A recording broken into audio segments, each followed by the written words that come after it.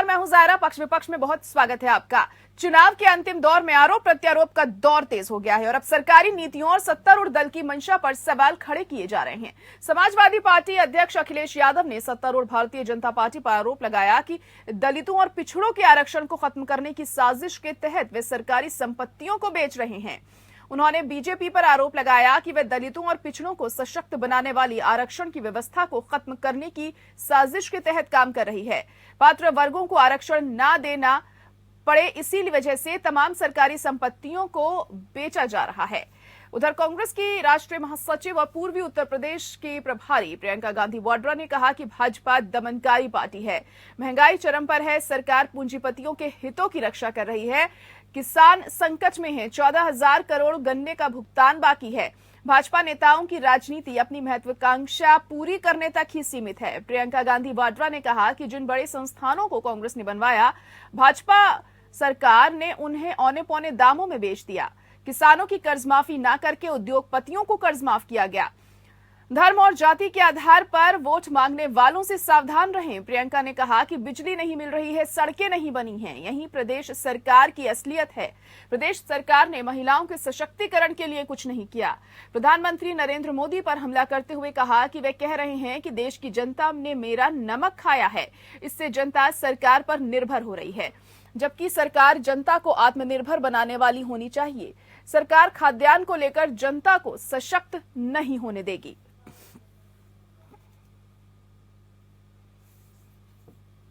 तो अब चुनावों को लेकर आरोप प्रत्यारोप दौर जो है हमें आज चरम पर देखने को मिला है। तमाम पार्टियां एक दूसरे पर आरोप लगाती हुई हमें दिखाई दे रही हैं और आपको बता दें कि चुनाव प्रचार आज थम चुका है, छठे चरण का, और इस आखिरी दौर में इन पार्टियों ने कोई कसर नहीं छोड़ी है एक दूसरे पर आरोप लगाने की।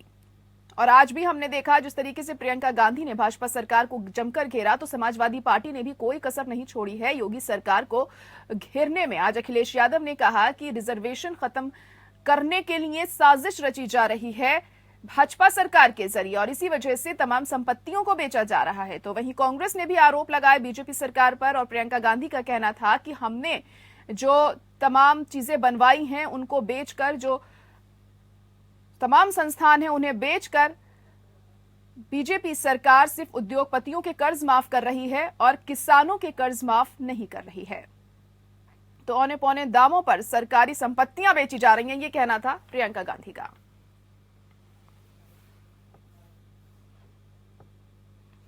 और इसी पर आज हम खास चर्चा भी करने वाले हैं। हमारे पास मेहमान भी जुड़ चुके हैं। महेश वर्मा जी हमारे साथ बीजेपी से जुड़ गए हैं। इसके अलावा प्रोफेसर भुवन जोशी भास्कर जी भी हमारे साथ इस वक्त सपा से जुड़ गए हैं। चंद्रेश कुमार सिंह भी हमारे साथ इस वक्त जुड़ चुके हैं, कांग्रेस पार्टी से ताल्लुक रखते हैं। आप सभी का बहुत स्वागत है हमारे इस खास प्रोग्राम में। सबसे पहले महेश वर्मा जी, आपके पास ही आऊंगी कि आज चुनाव प्रचार थम चुका है छठे चरण का और इस दौरान तमाम दिग्गज पहुंचे अपनी अपनी पार्टियों के लिए प्रचार प्रसार करने के लिए और आप लोगों को भी जमकर घेरा है विपक्षी पार्टियों ने। फिर बात चाहे समाजवादी पार्टी की हो या फिर कांग्रेस की। प्रियंका गांधी एक तरफ कह रही हैं कि आप लोग सरकारी संपत्ति बेच रहे हैं जो हमने बनाई है, उधर अखिलेश यादव कह रहे हैं कि आप लोग रिजर्वेशन खत्म करने की साजिश रच रहे हैं। जायरा जी, आज ही इनको ये सब क्यों याद आ रहा है जी, और आज ही ये बात ये क्यों पूछ रहे हैं? देश में जो है कांग्रेस सरकार ने इस तरह का डिसइन्वेस्टमेंट का फैसला किया, तब से लेके अब तक 80% बेचने का काम जो है प्रियंका जी के जो पार्टी है वही करती रही है। उन्होंने तो जमीन आसमान सब बेच दिया। 20 लाख करोड़ का घोटाला इस देश में, क्या विश्व में एक कीर्तिमान स्थापित किया कि उतना बड़ा घोटाला, उतना बड़ा स्कैम आज तक कभी नहीं हुआ। इनके लोग उसमें दोषी पाए गए। के बावजूद भी अगर ये पार्टी इस तरह की बात करती है, हमारा तो स्पष्ट है कि हम न खाने देंगे न खाएंगे। तो इस अगर तरहीज पे हमने एक चीज तय किया और प्रधानमंत्री ने तो 2014 में पहले दिन कह दिया कि भाई मिनिमम गवर्नमेंट मैक्सिमम गवर्नेंस, हम ये काम बिल्कुल नहीं करेंगे जिसको ये लेकर जो है हमेशा जो है उसी को एक ऐसा एक कोड होता था, ये पीएसयू के नाम पर ये जो लूट मचाते थे इस देश में, अगर उसको कहीं अच्छे से ठीक से उसको चलाया जाए, उसको प्राइवेटाइजेशन के जरिए उसको आगे बढ़ाया जाए, तो बुराई क्या है? ये तो हर चीज पे कुछ ना कुछ खिसियानी बिल्ली खिम्बान हो जाए। जी। आपकी हार दिखाई दे रही है, आप पस्त हो चुके हो। आप स्पष्ट रूप से दिखाई दे रहा है कि आपके पास उत्तर प्रदेश में जनता के लिए, जनता के मुद्दे बताने के लिए, उनके लिए कोई सरोकारी मुद्दा रखने के लिए आपके पास ना बयान है, ना आपके पास विचार है, ना आपके घोषणा पत्र में कोई ऐसी चीज है जो आप उसके जरिए कोई चीज आगे लेके बढ़ सको। आप हमारी तरफ उंगली कर रहे हो। चलिए आप ठीक है अपनी महेश जी, चीज आप को ये तो, कहना चाह आप रहे हैं कि अपनी जो चीजों तमाम को ये तो आरोप बढ़ाओ। आप लोगों पर लगाए जा रहे हैं वो सिर्फ इस वजह से क्योंकि उनके पास कोई मुद्दा नहीं है जिसको लेकर वो जनता के बीच में जाए, इस वजह से आप लोगों को नीचे निश्चित रूप दिखाकर से, खुद को बेहतर निश्चित साबित रूप से। करने की कोशिश की जा रही है कांग्रेस और सपा की तरफ से। चंद्रेश कुमार जी, यहाँ पर आप भी अपनी बात कुछ कहना चाह रहे थे। जिस तरीके से हम बयानबाजी देख रहे हैं तमाम सियासी पार्टियों की तरफ से, एक दूसरे को घेरने में कोई कसर नहीं छोड़ी जा रही है, क्या कहेंगे आप? क्योंकि आज प्रियंका गांधी ने भी तमाम आरोप लगाए भारतीय जनता पार्टी पर। सबसे पहले मैं भारतीय जनता पार्टी के प्रवक्ता ने जो बातें कही उसका जवाब दे देना चाहूंगा। अभी हाल ही में एक शिपयार्ड कंपनी 23,000 करोड़ का घोटाला करती है और भारतीय जनता पार्टी के लोग इस पर मौन धारण कर लेते हैं। इन्होंने प्राइवेटाइजेशन का बात किया। भाजपा के प्रवक्ता को यह मालूम होना चाहिए कि प्राइवेटाइजेशन, डिसइन्वेस्टमेंट और क्रोनिक कैपिटलाइजेशन अलग चीज होती है। अभी जो भारत सरकार कर रही है वो क्रोनिक कैपिटलाइजेशन है, जिसमें देश के संसाधनों को अपने चंद पसंदीदा उद्योगपतियों को औड़ी कौड़ी पौने के भाव में सौंपा जा रहा है। हमारे संपत्ति में संपत्ति का विकेंद्रीकरण की बात कही गई है, जबकि प्रधानमंत्री जी क्रोनिक कैपिटलाइजेशन के तहत लगातार संपत्ति का केंद्रीकरण करते जा रहे हैं, जिसका खामियाजा इस देश को, उसके लोगों को भविष्य में भुगतना पड़ेगा। तो प्राइवेटाइजेशन में हम संपत्ति के विकेंद्रीकरण की बात को ध्यान में रखते हैं, क्रोनिक कैपिटलाइजेशन में ये ऐसा नहीं कर पा रहे हैं। तो इनको इस बात का अंतर समझना चाहिए। जो ये कह रहे हैं वो झूठ बोल रहे हैं, पहली बात तो ये समझ लें। इससे पहले भी 23,000 करोड़ से पहले भी नीरव मोदी और विजय माल्या लगभग 16,000 करोड़ का चूना लगाकर देश छोड़कर भाग चुके। तो मुझे लगता है कि ये जो आरोप लगा रहे हैं बिल्कुल निराधार आरोप कांग्रेस के ऊपर लगा रहे हैं। जिसके घर शीशे के बने होते हैं वो दूसरे के घरों में पत्थर नहीं भेजते। मैं एक छोटी सी बात आपके मंच के माध्यम से कहना चाहता हूं कि इन्होंने गाय के नाम पर सरकार में आए थे। आज उत्तर प्रदेश की गौशालाओं में गाय भूख और प्यास से तड़प कर मर रही है। हाईवे पर रोज गायों का एक्सीडेंट हो रहा है।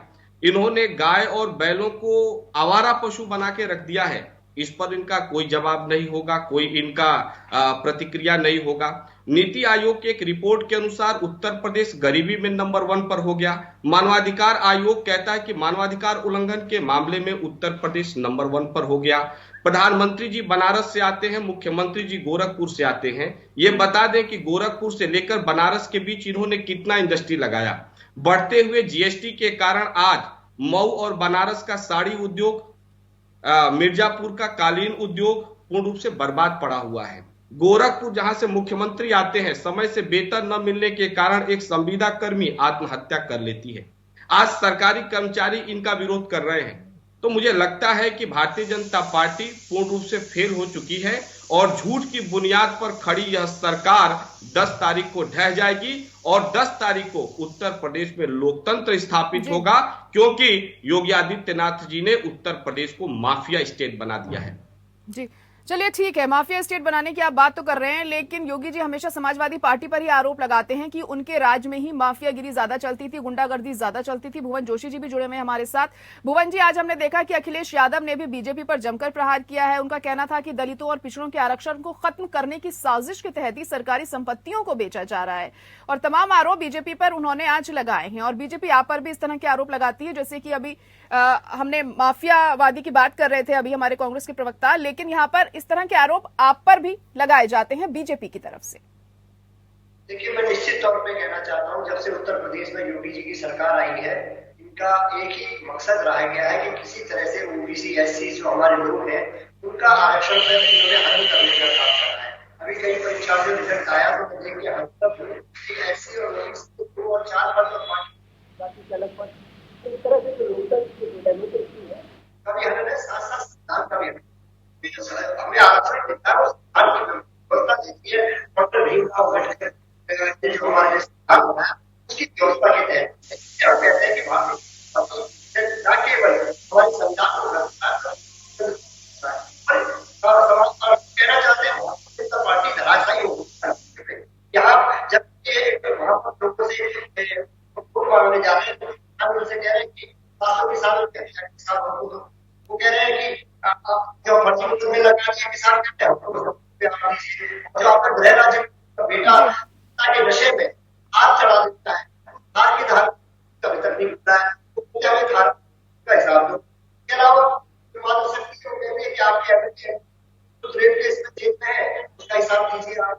और इसके अलावा युवा कहते हैं हम रोजगार मांगने गए, हमारी बारिश हुई, हमारे में जो लट चला है उसका हिसाब दीजिए आप। से सरकार है, हर में फेट हो चुकी है। व्यापारी कहते हैं, व्यापारी गोरखपुर जी भुवन जी, आपकी आवाज ठीक तरीके से हम तक पहुंच नहीं पा रही है किसी तकनीकी खराबी की वजह से। देखिए आवाज क्लियर है, पहले तो ये बताइए। जी आवाज क्लियर है, बोलिए, कहिए। देखिए मैं कहना चाहता हूँ भारतीय जनता पार्टी की जब से सरकार उत्तर प्रदेश में बनी है तब से लगातार ओबीसी और एससी के लोग लगातार इनके अटैक में रहे हैं। अभी मैं एक परीक्षा का रिजल्ट देख रहा था, मुझे बड़ा आश्चर्य हुआ, उसमें ओबीसी और एससी के जो रिजल्ट आए उसमें 2 और 1 कैंडिडेट को निकाला है। तो इससे पता चलता है कि जो मसला है वो बिल्कुल साफ है। ये हमारे जो भारत का संविधान है जिसे हमें डॉक्टर भीमराव अम्बेडकर जी ने दिया है, उसके तहत जो आरक्षण की व्यवस्था है उसको ये खत्म करना चाहते हैं।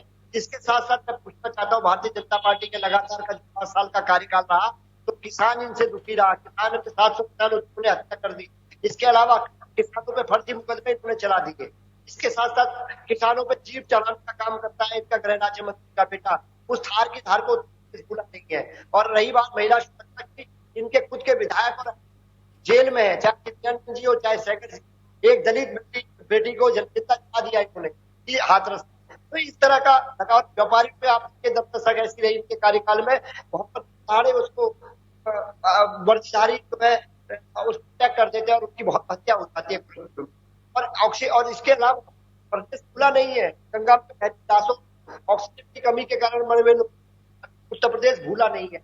इसीलिए इनके कैंडिडेट जब तक मांगने के लिए जा रहे हैं तक खदेड़ा होता है। और पश्चिम, मैं कहना चाहता हूँ आपके चैनल के एक जिम्मेदार माध्यम से कि जैसे जैसे उत्तर प्रदेश से आप जो हवा परिवर्तन की, वो आज आप देखेंगे 6वें चरण के बाद एक ऐसा आंदोलन बन चुका है और वहां पर इनका खतरा होना तय हो गया। 10 बार तो माननीय अखिलेश यादव जी की सरकार करने जा रही है। और मैं कहना बहुत जिम्मेदारी से कहना चाहता हूँ, सभी धर्म, सभी जाति, सभी वर्ग के लोग परेशान। जी चलिए, देखिए अब ये तो कहना मुश्किल है किसकी सरकार बनने जा रही है फिलहाल अभी से, इसके लिए तो अभी वक्त है और 2 चरण के चुनाव भी बाकी हैं। महेश वर्मा जी, आपको क्या लगता है, जिस तरीके से आरोप भुवन जोशी जी लगा रहे हैं कि आपकी सरकार में कानून व्यवस्था की क्या स्थिति, किसानों के साथ आप लोगों ने क्या कुछ किया, इसको लेकर भी इन्होंने आपको घेरा। और साथ ही साथ एक मेरा सवाल ये भी है कि जिस तरीके से हम बयानबाजी की यहाँ पर बात कर रहे हैं और योगी जी भी लगातार अपनी सभाओं में एक कब्रिस्तान की बाउंड्री वॉल का जिक्र लगातार करते आ रहे हैं, पिछले 5-6 जनसभाओं से हम देख रहे हैं कि इस बात का जिक्र वो हमेशा करते हैं। तो आपको क्या लगता है, इस तरह से कब्रिस्तान, शमशान घाट करने से आपको ज्यादा वोट मिल पाएंगे? हम कब्रिस्तान, स्मशान की बात ये उन लोगों को जवाब है जो वाकई कुछ नहीं कर इस प्रदेश में किया है। उन्होंने यहाँ अपराध, आतंकवादी जो पैदा करने का काम करते रहे, ये उनको जवाब है, ये उनके लिए नहीं है जो इनसे वास्ता नहीं रखते। अब रही बात दूसरी की, जो आज का मुद्दा है जिसपे प्रियंका जी और अखिलेश जी ने जिस तरह के सवाल उठाए, वो सिर्फ इस देश का ही अपमान नहीं है बल्कि देश के संसद का भी अपमान है। 3 मार्च 2019 को अनुराग जी वित्त राज्य मंत्री थे और उन्होंने बड़ी स्पष्टता के साथ पीएसयू के विनिवेश को लेकर जो कहा, अगर ये बात मालूम होती, यह बात मालूम होते हुए भी अखिलेश जी तो सांसद है, चलो प्रियंका जी को तो मैं फिर भी समझता हूँ, लेकिन इतनी बड़ी पार्टी के महामंत्री हैं करना देश का आलोचना होता है क्या? अगर कोई नहीं, आप इस तरह से अलोकतांत्रिक बयान दे रहे हैं। एक चंद्रेश जी, आपको मौका मिलेगा बोलने का, उन्हें अपनी बात पूरी रख लेने दीजिए। चंद्रेश जी, आपको मौका मिलेगा, उन्हें बात पूरी कर लेने दीजिए। कहिए महेश जी। अनुराग जी ने वित्त राज्य मंत्री जी के नाते उन्होंने स्पष्ट किया, और वो भी ये संसद के पटल पर है 3 मार्च 2019 को, कि पीएसयू में किसी तरह का आरक्षण का प्रावधान नहीं होता है, न कोई आरक्षण का कानून। उसके बावजूद भी केंद्र सरकार ने ये जो कैबिनेट है वो फैसला किया है कि कोई भी विनिवेश हम करेंगे तो ओबीसी, एसटी, एससी जो उनकी नौकरी की बात है या इकोनॉमिकली वीकर सेक्शन है, उसके लिए जो है आरक्षण रहे, ये चीज हम सुनिश्चित करेंगे उनके साथ एग्रीमेंट करते हुए।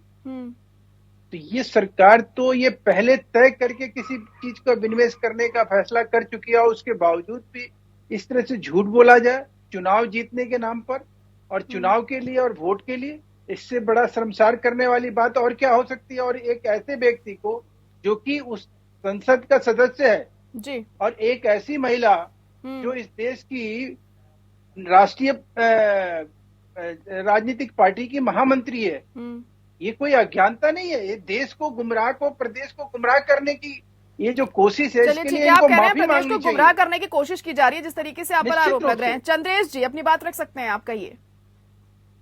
अभी भारतीय जनता पार्टी के प्रवक्ता जो कह रहे थे आरक्षण की बात को लेकर, देखिए आरएसएस का शुरू से एजेंडा रहा है कि देश में आरक्षण को खत्म करना है और उसी प्रक्रिया पर ये आगे बढ़ रहे हैं। इनके क्रोनिक कैपिटलाइजेशन, मैं प्राइवेटाइजेशन नहीं कहूंगा, इनके क्रोनिक कैपिटलाइजेशन का उद्देश्य ही है इस देश के आरक्षण को खत्म करना। इससे पहले इस देश में क्रोनिक कैपिटलाइजेशन का कोई प्रोसेस अप्लाई नहीं किया गया था। क्रोनिक कैपिटलाइजेशन का प्रोसेस देश में पहली बार मोदी सरकार ने अप्लाई किया है।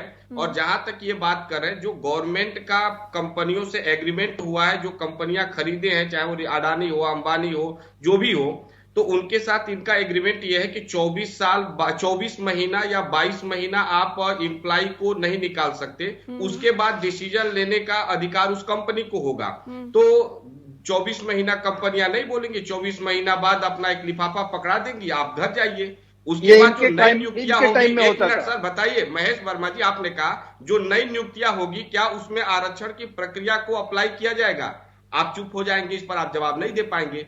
तो गुमराह इस देश को आप कर रहे हैं, गुमराह कोई और नहीं कर रहा है। क्या किसी प्राइवेट कंपनी में आरक्षण लागू होगा? कैसे आप लागू कर देंगे बताइए?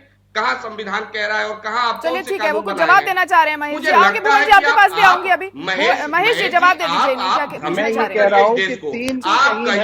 चंद्रेश जी उनकी बात सुन लीजिए ना। अनुसूचित जाति अनुसूचित चंद्रेश जी उनकी बात तो सुन लीजिए ना, वो क्या अपनी बात कहना चाह रहे हैं? खत्म करना चाहते हैं, इसलिए देश की परिसंपत्तियों को कौड़ी और पौने के भाव में बेचना चाह रहे हैं।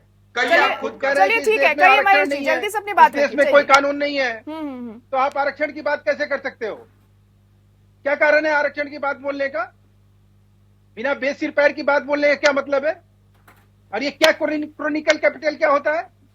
क्या ये टर्म है फाइनेंस का? आपको मालूम ठीक है, चलिए अभी समय की कमी भी है मेरे पास और भुवन जी के पास आना चाहूंगी। पता नहीं होगा। क्रोनिक कैपिटलाइजेशन वो प्रोसेस होता है जिससे देश की संपत्तियों को औरी कौनी पौने के भाव में अपने चुनिंदे उद्योगपतियों को सौंप दिया जाता है। ठीक है, अभी आप दोनों शांत हो जाइए फिलहाल। महेश जी, चंद्रेश जी फिलहाल शांत हो जाइए आप दोनों। भुवन जी के पास मैं जा रही हूँ। चंद उद्योगपतियों, चलिए ठीक है चंद्रेश जी, हम समझ गए आपकी बात। ठीक है, चलिए आप ऐसे ही बोलते रहेंगे, देखिए कोई फायदा नहीं है फिर डिबेट का ना। भुवन जोशी जी कहिए। देखिए, लगातार भारतीय जनता पार्टी की कोशिश है जब से ये लोग सरकार में आए हैं कि किसी प्रकार भी विपक्ष की आवाज को दबाने का, और यही प्रयास है जब अपना बात रखने का। हमारे 3 मार्च 2019 को संसद में क्या हुआ उसको बताओ, जवाब दो। और यही इनका अहंकार है। नहीं, 3 मार्च 2019 को क्या हुआ उठाएगा नहीं तो आप, पूरा देश आपको सुन रहा है। एक जिम्मेदार किसी भी लोकतंत्र को अच्छा चलाने के लिए जरूरी है कि एक मजबूत क्या मतलब बनता है? ये बचेगा। मुद्दे कुछ और है, सवाल कुछ और है, जवाब कुछ और दे रहे हो। कभी लखीमपुर जा रहे हो, कभी किसान पे जा रहे हो, कभी हाथरस पे जा रहे हो। 2022 का ये जनता लड़ती है आपसे, भारतीय जनता पार्टी से तरीका है। निश्चित तौर पे 10 मार्च को आप तय कर लीजिएगा। इनका खजेड़ा पूरे उत्तर प्रदेश से हो रहा है और माननीय अखिलेश यादव जी उत्तर प्रदेश के मुख्यमंत्री बनने जा रहे हैं समाजवादी पार्टी की सरकार में। जी चलिए ठीक है, अब कौन उप मुख्यमंत्री बनेगा ये तो 10 मार्च के बाद ही स्थिति साफ हो जाएगी। फिलहाल तो अभी हम कुछ नहीं कह सकते हैं। बहुत शुक्रिया आप सभी का हमारे साथ जुड़ने के लिए इस खास पेशकश में, और इसी के साथ पक्ष विपक्ष में इतना ही। मुझे दीजिए इजाजत, नमस्कार।